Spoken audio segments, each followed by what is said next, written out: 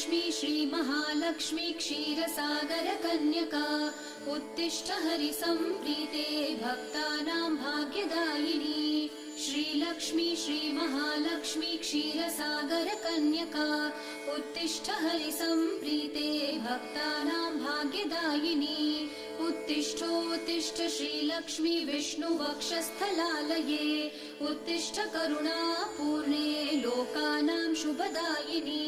उत्तिष्ठोत्तिष्ठ श्रीलक्ष्मी विष्णुवक्षस्थलालये उत्तिष्ठ करुणापूर्णे लोकानां शुभदायिनी।